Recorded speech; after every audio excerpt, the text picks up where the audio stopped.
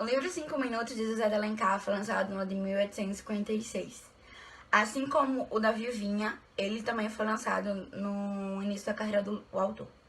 No início do livro, o autor preza para o leitor que não é um romance, e sim uma história. Ele preza que o leitor lembre que não é um romance. No capítulo 1, ele indo pegar um ônibus e perde. E aí ele pega o outro ônibus e senta no vagão, o último vagão. Passam 5 dias e ele ouve uma voz de uma mulher muito parecida com a dela, uma voz doce, que era igualmente igual a dela. E nisso, ele ouve a mãe falando que para um cavalheiro que não gosta de bailes, que ela não gosta de bailes. E assim, ele ouve uma voz de uma menina falando, vamos, mama. Imediatamente ele corre para vê-la, mas ele infelizmente não consegue. Passam-se alguns dias e ele vai ao teatro e vê-la de longe, sentada em um camarote. Imediatamente vai ao cambista e pede um ingresso a ele perto do dela. E nisso ele passa o teatro todinho tentando fazê-la com que ela preste atenção nele, que ela dê atenção a ele, mas infelizmente não consegue também. Na saída, ele encontra com ela e, se eu não me engano, ele fala, você nunca saberá o que me fez sofrer. E logo em seguida, deixa um lenço derramado de lágrimas com o cheiro de câmbito para ela. Então, no capítulo 3 tem dizendo que quando ele chega em casa, ele encontra uma carta dizendo que é para ele esquecê-la. Então ele pega o cavalo dele, leva para Engenho Velho. De Engenho Velho ele vai para Tijuca. Na Tijuca ele chega meio-dia, ele passa 9 dias lá. No 10º dia da tarde, quando ele tá saindo, ele encontra um garoto. E nisso, quando encontra o garoto entrega uma carta pra ele. E quando o garoto entrega uma carta pra ele, na carta tem dizendo que ela partiria naquele mesmo dia. Sendo que na carta tem dizendo que era dia 3 e já era dia 10. Então já tinham feito 8 dias que ela tinha partido. E nisso, ele vai também. Ela tinha partido para Petrópolis e ele vai para Petrópolis. E nisso ele vai para Petrópolis, ele se hospeda em um hotel. Quando chegou no hotel, ele perguntou ao criado se o criado tinha visto uma mulher chegando com a família. E o criado disse que não, que tinha visto uma mulher com a filha. Então ele convida ele para se hospedar na casa dele. No capítulo 4, tem dizendo que quando chega lá, estava uma janela escurecida.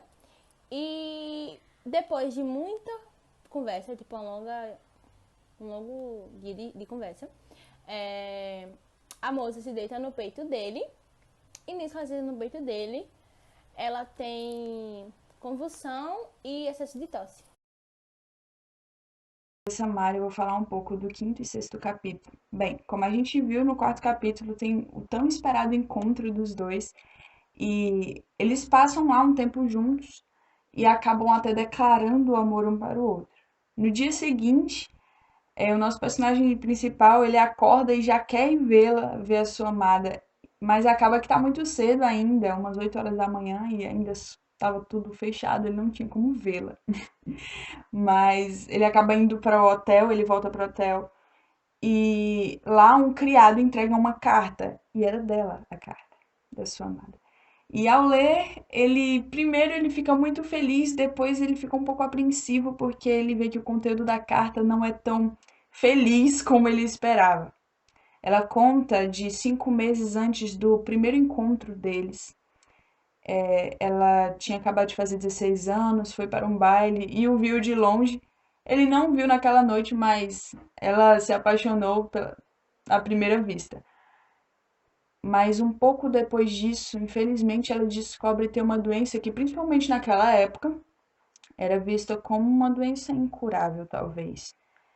E ao contar isso, ele fica com muito medo e ela explica na carta que era por isso que ela tinha tanto medo dele passar a amá-la, porque ela poderia morrer a qualquer momento e ele teria que sofrer com a dor de perdê-la. Eu fiquei responsável pelos capítulos 7 e 8 do livro, e depois que ele soube da doença dela, ela ainda continuava a dizer nas cartas, né, no local onde ele encontrou as folhas, que ela ainda sentia essa tristeza profunda, que tudo aquilo que ela estava sentindo, todo aquele sentimento da doença, estava sufocando ela não estava aguentando, e que os sonhos que ela tinha, né, os pensamentos que ela tinha de realizar, não eram mais possíveis, porque por causa disso, por causa da doença, que ela não conseguia mais pensar alto. Todos os sonhos dela apenas viraram memórias, apenas viraram desejos que não podiam se realizar. E todo esse fator de não poder se realizar, toda essa frustração, tinha também que ela não podia dizer o estado que ela estava para a mãe dela, porque se ela dissesse, a mãe dela ia tratar ela de maneira mais especial. Então ela não queria que isso acontecesse. Até porque a mãe dela também levou ela para viajar, para poder se distrair, mas a mãe dela sabia da realidade da filha. E com isso, ela dizia nas cartas que não queria que ele ficasse com ela, que ao ver dela não era correto, porque ele ia passar os dias dele, não iam ser bons, porque como ela não tinha muita expectativa, não adiantava passar com ela, e que outra mulher, outra pessoa iria fazer ele feliz. Então ela disse, não, eu não quero que a gente se veja mais. Então ela meio que deu um fora nele, ela não quis, mais que ela amasse ele, ela não preferiu que ele se afastasse dela, que ele lembrasse dela, mas que ela não queria que eles se aproximassem. Porém, por mais que ela tenha esse pensamento de peso, ela disse que se ele realmente amasse ela, que ele fosse atrás dela, e ele foi.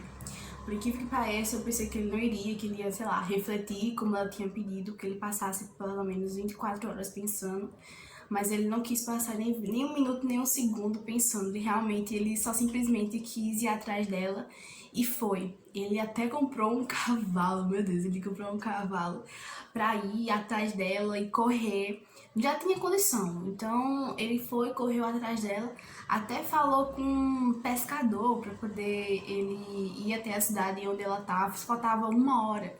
Então eu fiquei com o coração muito apertado, mas no final vocês vão ver já já.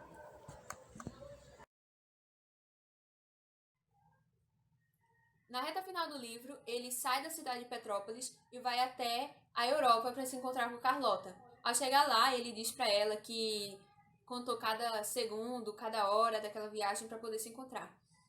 E foi nesse momento que aconteceu o primeiro beijo deles. E depois disso, o médico disse para ela que aquela viagem tinha sido o único remédio para poder curá-la.